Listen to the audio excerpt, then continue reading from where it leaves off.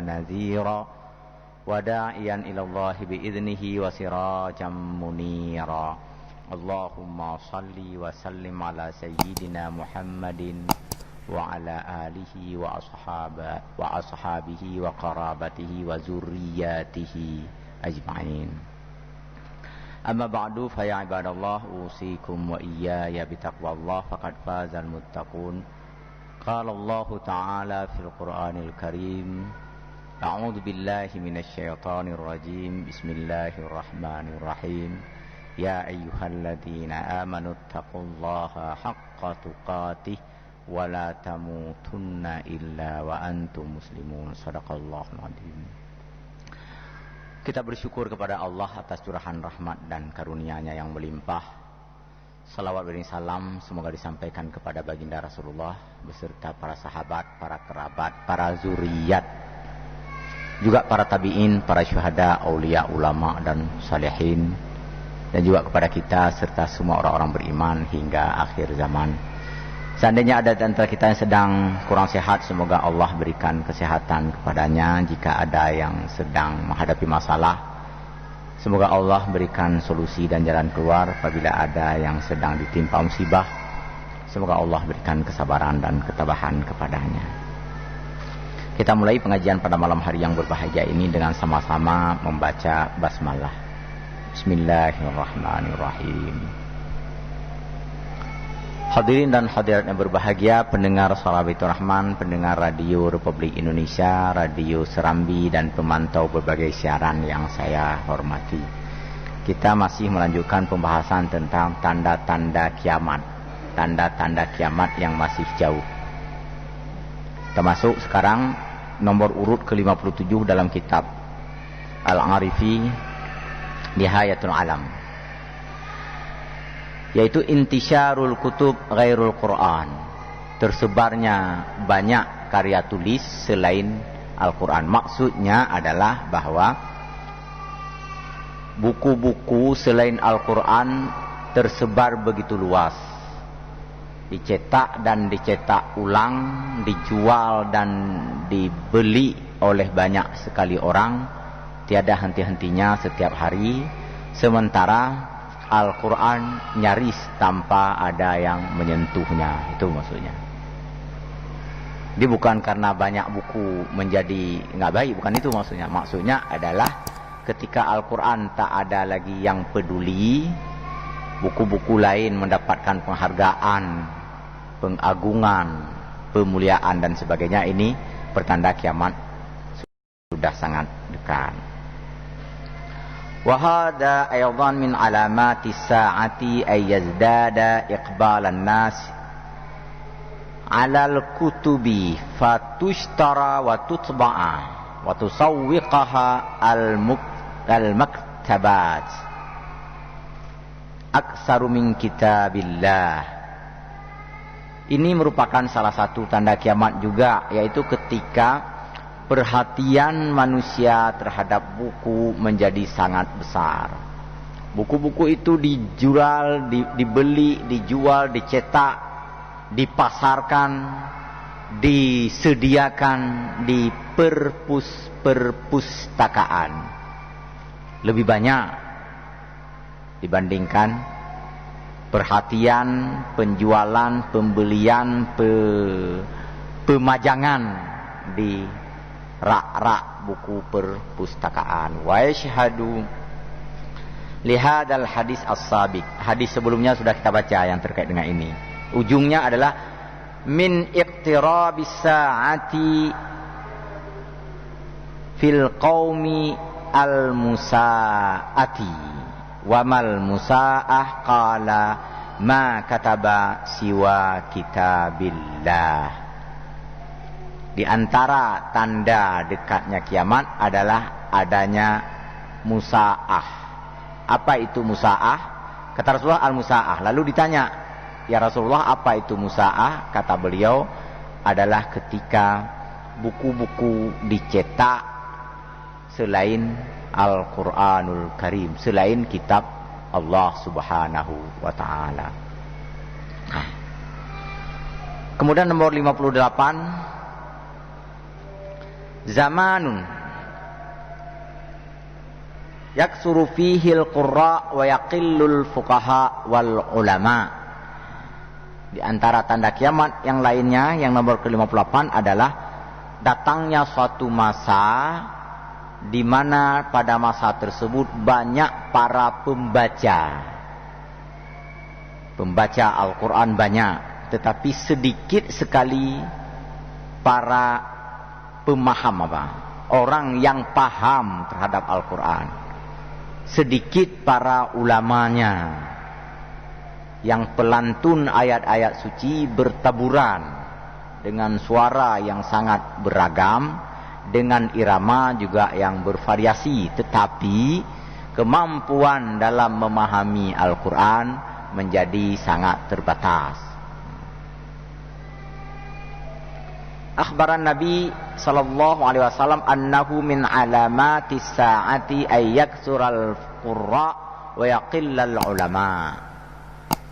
Di antara tanda kiamat yang diberitakan oleh Nabi Rasulullah sallallahu alaihi wasallam adalah banyaknya para pembaca, tetapi sedikitnya para fuqaha. Fuqaha di sini bukan hanya ahli hukum, tetapi juga orang-orang yang memahami agama. Tafaqquh fiddin.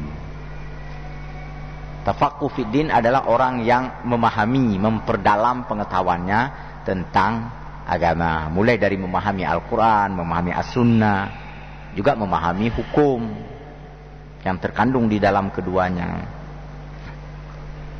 Fa Nabi Hurairah anna Rasulullah sallallahu alaihi wasallam, fa Nabi Hurairah radhiyallahu anhu anna Rasulullah sallallahu alaihi wasallam qala sayati zamanun taksuru fihil qurra wa yaqillul fuqaha wa yuqbadul ilmu wa yuksarul haraju.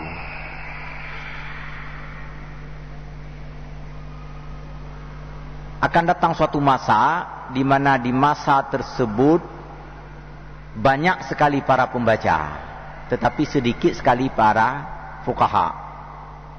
Dan di masa itu ilmu pun dicabut, dan setelah itu banyak terjadinya al-haraj. Qalu, para sahabat bertanya, ya Rasulullah, mal harju? Apa itu al-haraj? Qala al-qatlu bainakum, pembunuhan di antara kalian. Jadi 3 tanda di sini. Yang pertama, banyaknya pembaca tetapi tidak memahami isi Al-Quran. Yang kedua, ilmu dicabut oleh Allah Subhanahu wa taala. Dan yang ketiga adalah banyaknya pembunuhan di antara kalian. Bengih bacu temupoh. Beda sikit pendapat, tembak. Apa lagi? Asal ada ini sikit, kasih racun. Di mana-mana terjadi pembunuhan. Pembunuhan yang merajalela, sehingga ada kesan seakan-akan di negeri ini nyawa tak lagi berharga. Yang lebih kacau dan lebih berat lagi adalah dicari legitimasi pembenar terhadap peristiwa-peristiwa pembunuhan itu. Libatkan banyak orang, melakukan sosialisasi, advokasi, promosi, penggiringan opini untuk membenarkan pembunuhan yang sudah terjadi itu. Seakan-akan yang bunuh itu nggak salah, bila perlu naikkan jabatannya. Ini al-haraj. Pembunuhan terjadi di mana-mana. Banyaknya pembunuhan di antara kalian. Apa yang maksud dengan dicabutnya ilmu?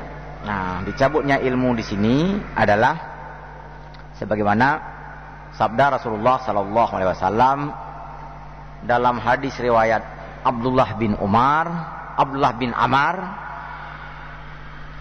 Innallaha azza wa jalla la yaqbidul ilma intiza'an yantazi'uhu minan nas, walakin yaqbidul ilma biqabdil ulama'i hatta idza lam yubqi aliman ittakhadhan nasu ru'usan juhalan fasu'ilu fa'aftau bighairi ilmin fadallu wa adallu.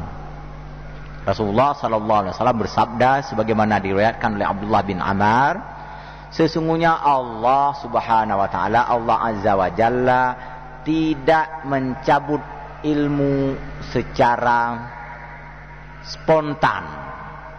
Tak diambil, enggak begitu. Tiba-tiba ilmu hilang, enggak. Bukan begitu. Allah Subhanahu wa taala mencabut ilmu dengan cara mewafatkan para ulama. Ulama kadang-kadang usianya baru 42 tahun, udah meninggal. Ustaz Arifin Ilham berapa tahun usianya? 42 kalau nggak salah. Syekh Ali juga begitu, 40-an tahun, udah meninggal. Yang tidak berilmu sampai tuha kalau meninggal, tapi nggak apa-apa, maksudnya bukan itu yang maksud kita bilang, bahwa cara Allah mencabut ilmu bukan dengan tiba-tiba pengetahuan menghilang dari manusia, bukan, tetapi dengan banyaknya wafat para ulama. Lalu muncul pertanyaan, lalu apa ulama nggak apa-apa? Bukan itu maksudnya adalah bahwa ada orang yang secara potensial banyak ilmu, tidak bisa lama berkarir, tidak bisa lama membagi ilmunya kepada masyarakat. Itulah tadi, wafat di usia yang masih sangat dini, gitu. Masih sangat muda, sebelumnya belum dikenal orang. Begitu udah mulai dikenal, begitu udah mulai mengajar, nyampaikan ilmu di beberapa tempat, udah tiba-tiba Allah mencabut nyawanya, Allah mewafatkan mereka. Masih ada lanjutan hadis ini. Hatta idza lam yubqi aliman ittakhazan nasu ru'usan juhalan. Sampai nanti tidak ada lagi yang tersisa, tidak ada lagi orang berilmu yang tersisa. Karena begitu ada ulama meninggal, ada lagi meninggal. Nanti suatu waktu yang berilmu itu udah semakin berkurang. Bila perlu dalam sebuah masyarakat nggak ada lagi yang berilmu. Lalu masyarakatnya memilih orang-orang tak berilmu, memilih orang-orang bodoh untuk menjadi guru, untuk menjadi pengajar, untuk menjadi penceramah, untuk menjadi khatib, untuk menjadi mufti, ya, untuk menjadi apa lagi, macam-macam lah. Dipanggilnya syekh dan sebagainya, panggil Tengku Raya, Tengku Syik dan seterusnya. Fasu'ilu, lalu muncul masalah di tengah masyarakat, muncul persoalan dalam bidang agama. Bertanyalah masyarakat kepada orang yang tadi tidak lagi banyak ilmunya itu, fa'aftau bighairi ilmin, lalu ia pun mengeluarkan fatwanya tanpa didasarkan pada ilmu. Fadallu wa adallu, maka sesat dan menyesatkan. Dia sesat, orang lain pun tersesat karena fatwa-fatwanya. Sekali lagi, Allah tidak mencabut ilmu secara tiba-tiba, tidak menghilangkan pengetahuan dari pikiran dan pengetahuan manusia, tetapi dengan cara mewafatkan banyak ulama atau orang-orang berilmu, sampai nanti yang tersisa orang-orang yang tak lagi banyak ilmu. Ketika masalah muncul, ditanyakan kepada dia tentang suatu persoalan, ia pun memberikan jawaban yang menyesatkan. Itu. Ini pertanda bahwa hari kiamat sudah dekat. Satu di antaranya karena banyaknya pembaca Al-Quran, banyaknya pembaca saja tetapi tidak memahami makna dan kandungan isinya. Kita masuk ke nomor 59. Iltimasul ilmi indal asaghir. Lanjutannya ini.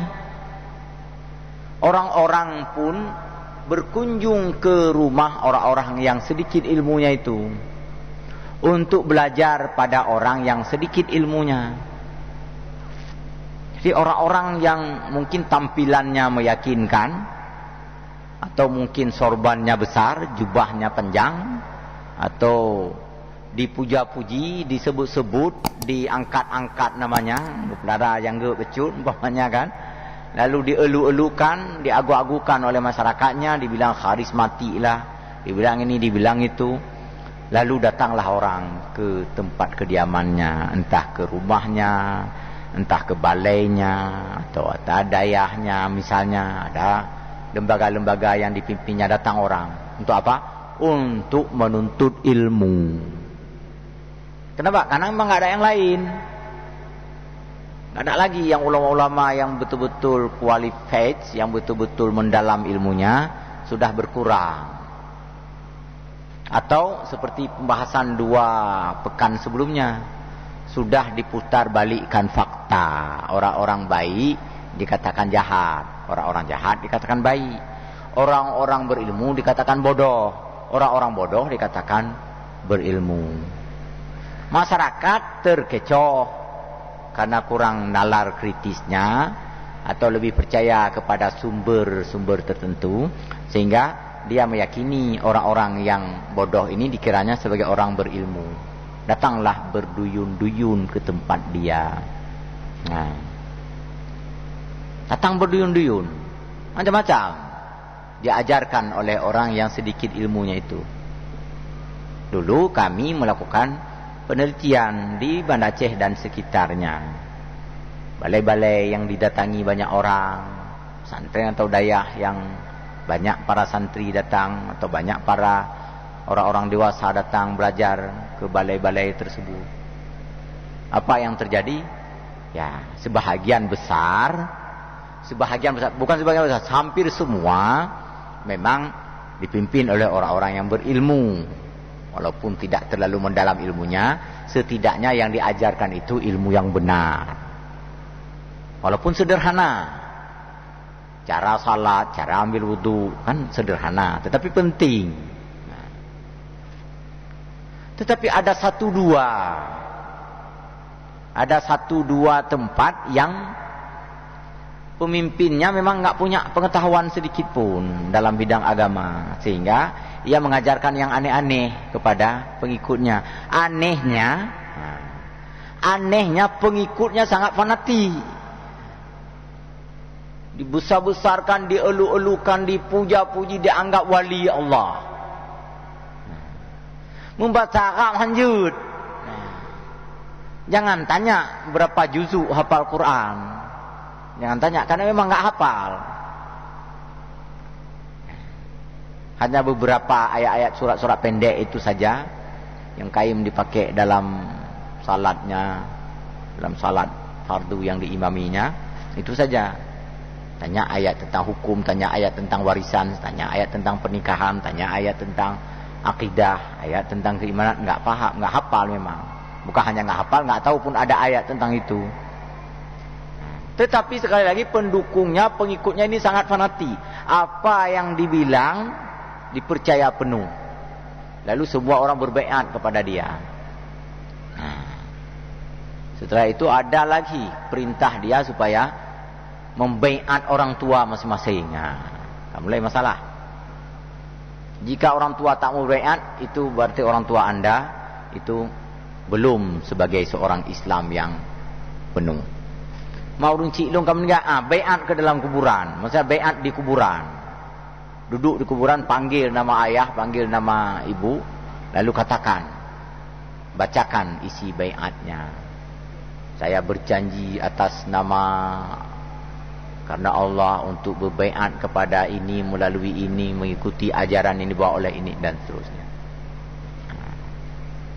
Ini karena di wilayah syariat, karena kita di negeri yang menerapkan syariat Islam, bersama kita juga banyak para ulama, cepat teratasi, cepat terberantas.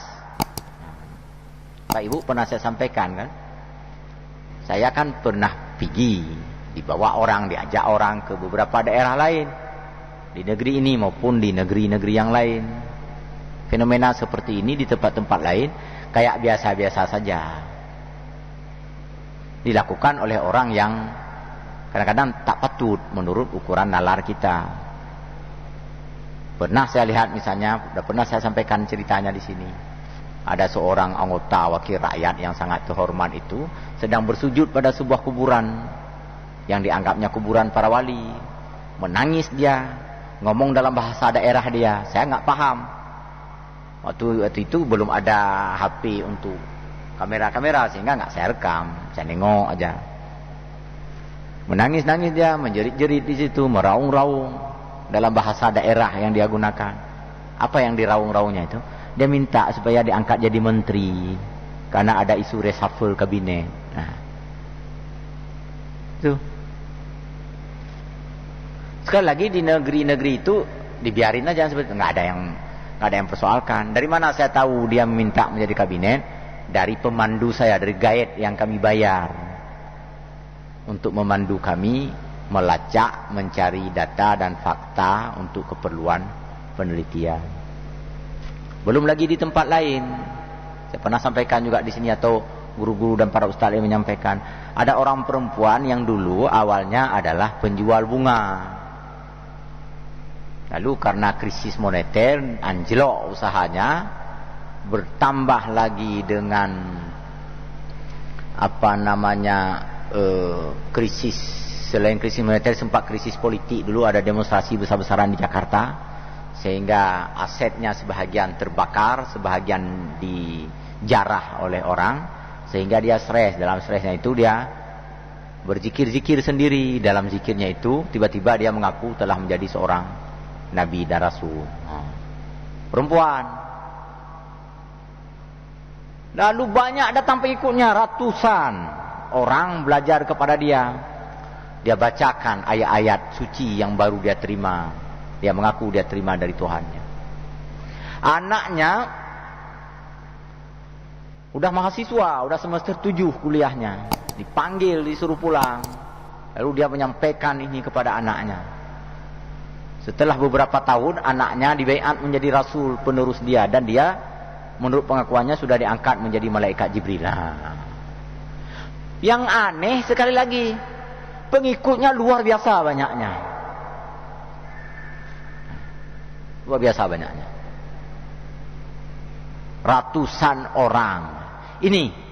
Inilah dia, iltimasul ilmi indal asagir. Mencari ilmu pada orang-orang yang tidak qualified, pada orang-orang yang tidak berilmu. Ilmu kita cari pada orang yang tak berilmu. Apa yang kita dapat? Ya kebodohan. Karena orangnya orang bodoh. Itulah kira-kira. Inna min asyratis sa'ah, kata Rasulullah, an Abi Umayyah al-Jamhi radhiyallahu anhu anna Rasulullah sallallahu alaihi wasallam inna min asyratis sa'ati ayyul tamasal ilmu indal asaghir. Dari Abi Umayyah al-Jumhi, bahwasanya Rasulullah sallallahu alaihi wasallam bersabda, sesungguhnya di antara tanda kiamat adalah terjadinya pencarian ilmu dari orang-orang yang tak berilmu. Homjak miakbud mau belajar ngaji sama siapa? Sama tukang jual somai. Kan pernah dulu di Banda Aceh tahun 2011, 2012 kita meneliti zaman itu. 2009. Mulai dari 2009 sampai 2011. Anak-anak muda pakaian necis, buka Facebookan, lalu terhubung dengan sejumlah orang, ditanya oleh orang tuanya, pergi kemana ngaji? Sama siapa ngaji? Sama Kang Asep. Lalu kita telusuri siapa Kang Asep yang ngajar ngaji itu? Rupanya penjual somai. Lalu apa ada ilmu dia? Kita lacak, kita sapa pertama kan. Entry point yang paling mudah adalah menyapa dengan bahasa Arab. Karena satu di antara syarat sangat minimal, sekali lagi, satu di antara syarat minimal, walaupun itu belum pasti ya. Kalau seseorang itu nggak bisa bahasa Arab, nggak mungkin dia bisa menjadi seorang alim, seorang ulama. Karena sumber ilmu agama Islam ini bahasa Arab. Quran kan bahasa Arab. Tapi Ustaz, Quran sekarang sudah diterjemah dalam bahasa Inggris, dalam bahasa Indonesia, dalam bahasa Aceh, dalam bahasa Minangkabau, dalam bahasa Bugis. Menerjemahkan Al-Quran kan beda sekali dengan kandungan isinya. Nggak ada satu bahasa pun yang mampu menampung ungkapan-ungkapan dalam bahasa lain. Nggak ada.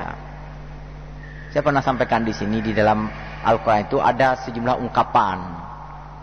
Misalnya dulu ketika kita membahas Al-Asma'ul Husna, ada Allah Al-Ghaffar, ada Allah Al-Ghafur, ada Allah At-Tawwab, ada Allah Al-Afu, kan? Allah memperkenalkan diri dengan Al-Ghaffar, ada Ghafur, ada Afu, ada At-Tawwab. Itu tentu memiliki arti tersendiri, nggak bisa diwakili oleh arti yang lain, gitu. Bahasa Indonesia ya ada duduk, ya duduk aja, duduk. Namanya juga duduk. Bahasa Arab itu ada jalasa, ada qa'ada. Itu artinya sama-sama duduk. Tapi duduk qa'ada dengan duduk jalasa berbeda.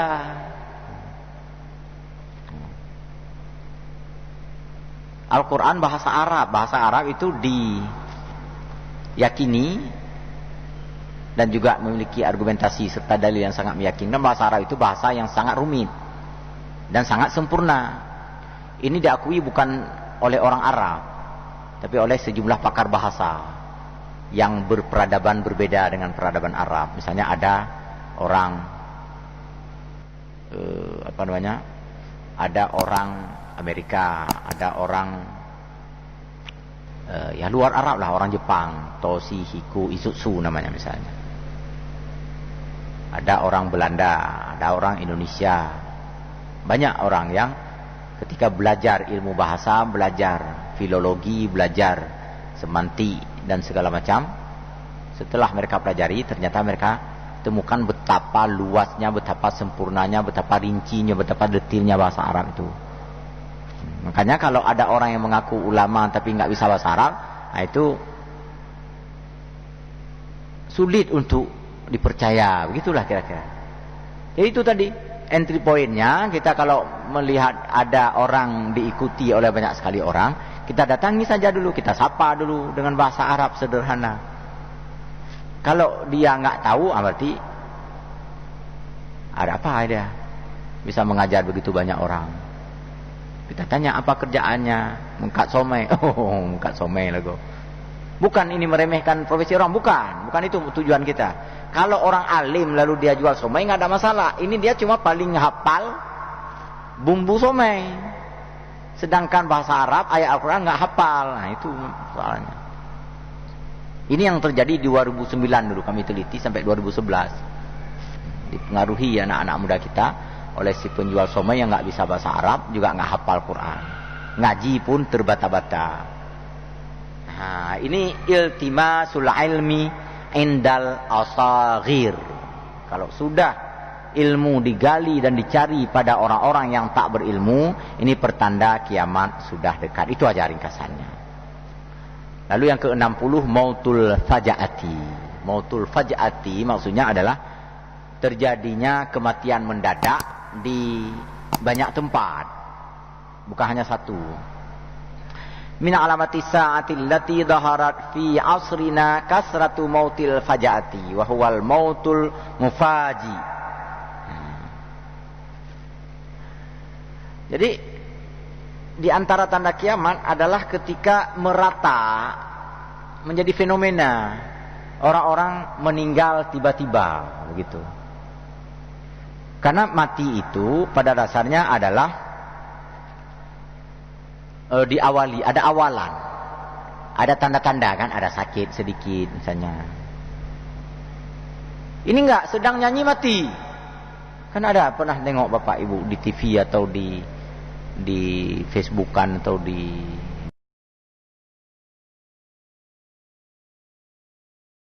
media sosial. Ada yang sedang pidato, bam mati itu. Ada yang sedang joget, bam mati. Ada yang sedang menyanyi, ada yang sedang membaca berita, tiba-tiba mati. Ada yang sedang jalan, sedang ketawa-ketawa, mati. Ada yang macam-macam. Ada sepak bola hari itu kan. Strikernya itu yang di supply bola, dikirim bola oleh gelandang. Lalu strikernya itu bam jatuh. Bola sudah di depan kiper. Maksudnya tinggal satu lah. Tinggal sekali tendang atau mengecoh kiper sedikit dah gol. Tapi ternyata mati dia, meninggal di situ. Sebenarnya video-video itu untuk mengingatkan kita betapa kematian itu sangat dekat dengan kita. Cuma di sisi lain itu berarti sudah menjadi fenomena, ada kematian mendadak di banyak sekali tempat. Bukan kematiannya yang buruk, tetapi ini diprediksi oleh Rasulullah SAW sebagai orang yang memiliki ilmu, yang ilmunya diberitahukan oleh Allah Subhanahu Wa Taala bahwa kalau sudah banyak orang yang mati mendadak itu pertanda kiamat tak lama lagi itu. Ini sabdanya Anas bin Malik. Ini sudah saya sampaikan dulu. Siapa Anas bin Malik ini?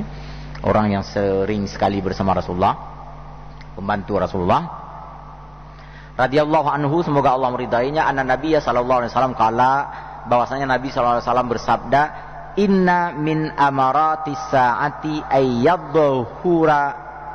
ayyadhura mautul faja'ati. Sesungguhnya kata Rasulullah, di antara tanda kiamat adalah meratanya kematian mendadak di banyak tempat. Jamun jarang tak dengar. Kalaupun ada, tetapi sesekali. Belakangan sudah banyak terjadi di banyak tempat. Yang ke-61, imaratus sufaha. Diangkatnya amir-amir dari kalangan orang-orang bodoh. Amir ini pemimpin-pemimpin kecil. Kalau sebelum ini kita sudah bahas tentang Malikul Juhala, Malik, raja bodoh. Kalau sebuah negara presiden bodoh. Bodoh di sini yang pertama nggak ada ilmu karena nggak mau belajar, atau tingkatan belajarnya memang sangat rendah, atau kemampuan nalarnya memang nggak mampu, yang paham dia cuma komik, misalnya kan. Jangan tanya buku agama, jangan tanya buku politik, buku teknologi, buku ekonomi, nggak paham sedikitpun ya. Tapi itu pilih juga, karena yang pilih lebih dengar lah daripada yang dipilih kan. Terpilih juga misalnya, entah jadi raja, istilah di negeri kita presiden. Ketika raja-raja atau gubernur bisa juga, atau wali kota yang dipilih lah. Ketika raja yang terpilih itu adalah raja yang bodoh, yang tak berilmu, maka dia akan mengangkat menterinya.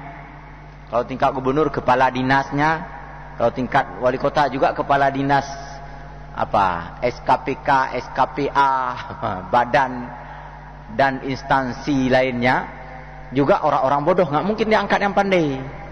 Karena kalau pandai nanti nggak taat sama dia, nggak patuh sama dia, nggak loyal, istilah bahasa sekarang.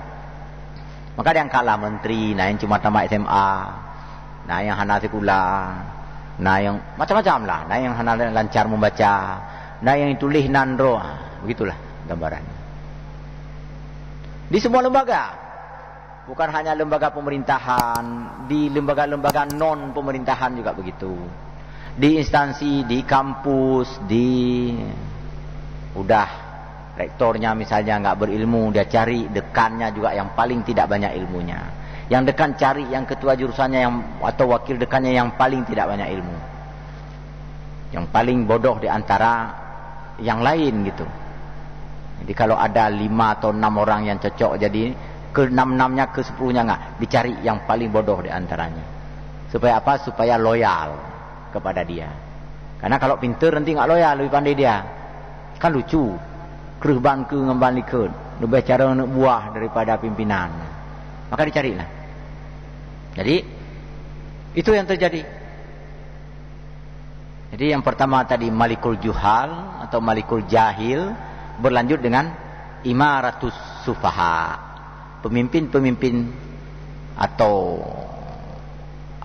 pejabat-pejabat yang juga bodoh.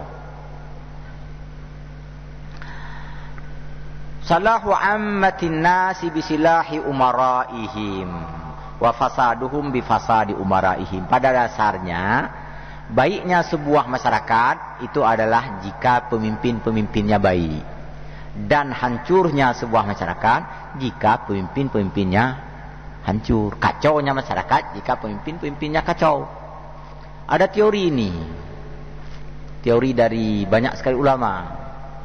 Ada Ibnu Khaldun, ada Arnold Toynbee, ada beberapa lagi pakar sosial yang lain yang enggak mungkin saya sebutkan sekarang. Apa teorinya?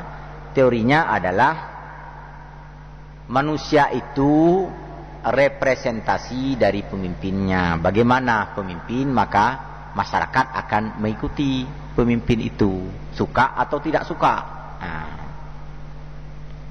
An-nasu ala dini mulkihim, kata Ibnu Khaldun. Manusia itu akan mengikuti apa yang ada pada pemimpinnya. Jadi kalau pemimpinnya itu malas membaca, maka masyarakat pun nggak mungkin rajin membaca. Pemimpin udah sejak awal dia bilang, saya nggak sanggup membaca itu, saya nggak suka baca buku-buku rumit-rumit, saya cuma bisa baca komik Shinchan aja setiap hari. Maka masyarakatnya jangan kita harap untuk mampu membaca lebih banyak. Pasti kemampuannya hanya baca komik Shinchan itulah kan. Lalu dia angkat menteri juga yang hanya mampu itu. Hana tamat kuliah, hana ikhlas, hana sekolah, dan begitu dan seterusnya. Fa'an Jabir bin Abdullah anna Nabi sallallahu alaihi wasallam qala li Ka'ab bin Ujrah. Dari Jabir bin Abdullah, semoga Allah meridainya, bahwasanya Nabi sallallahu alaihi wasallam pernah bersabda kepada Ka'ab bin Ujrah, A'adakallah ya Ka'ab min imaratis sufaha. Semoga Allah melindungi engkau wahai Ka'ab dari kepemimpinan orang-orang bodoh. Qala wa ma imaratus sufaha ya Rasulullah. Bagaimana itu pemimpin bodoh wahai Rasulullah? Rasulullah menjawab, umara'u yakununa ba'di la yahtaduna bihadi wa la yastannuna bisunnati faman sadaqahum bi kazbihim wa anahum ala dhulmihim fa ulaika laisu minni wa lastu minhum. Semoga Allah melindungi engkau wahai Ka'ab dari pemimpin-pemimpin bodoh. Lalu Ka'ab bertanya, bagaimana pemimpin bodoh itu wahai Rasulullah? Rasulullah menjawab, pemimpin bodoh ada pemimpin-pemimpin yang akan datang nanti setelah aku wafat. Nanti lama nanti akan datang. Mereka tidak mengambil petunjuk pada petunjuk yang diturunkan kepadaku. Dan mereka tidak mengikuti sunnah kepada sunnahku. Dan ingat, barang siapa yang membenarkan kedustaan pemimpin bodoh tersebut, itu bermakna dia telah ikut serta di dalam kezaliman yang dilakukan oleh si pemimpin itu. Dan mereka itu terputus dariku, dan aku terputus dari mereka. Ini yang terjadi di banyak sekali masa dalam sepanjang sejarah umat Islam ini. Ketika ada pemimpin-pemimpin bodoh memimpin dengan kezaliman, ditepuk tangani oleh banyak sekali orang. Hidup, bukan lagi nyandu, hebat, pilihanku, bukan lagi nyandu kayak. Padahal yang dikatakan pilihanku, yang dipuja-puji itu orang bodoh, nggak ngerti, kenang pengut tabe-tabe. Dipengaruhi oleh siapa? Dipengaruhi oleh cukong, oleh pemilik-pemilik modal besar kan. Dan dia juga pengut lagi. Di negara orang 4 tahun jadi presiden 3.000 kali berbohong kan. Kan diliput oleh koran baru-baru ini. Nah, seandainya ada di antara umatku nanti berada di bawah pemimpin-pemimpin seperti itu, lalu dia membenarkan kebohongan yang dibuat oleh si pemimpin bilang ekonomi sekarang meningkat, lalu dia benarkan, meningkat, padahal enggak meningkat misalnya, maka aku berputus dari orang seperti itu dan dia terputus dariku. Artinya ini berat sekali resikonya, enggak dianggap lagi sebagai umat Rasulullah sallallahu alaihi wasallam. Kenapa? Karena telah membenarkan kepemimpinan yang bodoh dan zalim. Nah, Nya baik dok nyonya naci dok nyonya tinggal bahas masalah agama. Artinya barang siapa yang ikut membenarkan memuja-muji pemimpin yang salah, maka Rasulullah sallallahu alaihi wasallam melepaskan diri darinya dan dia terlepas dari Rasulullah sallallahu alaihi wasallam. Demikian kajian kita malam ini. Lebih dan kurang saya mohon maaf kepada Allah, sama-sama kita mohon ampun. Subhanakallahumma wa bihamdika asyhadu an la ilaha illa anta astaghfiruka wa atubu ilaik. Wassalamualaikum warahmatullahi wabarakatuh.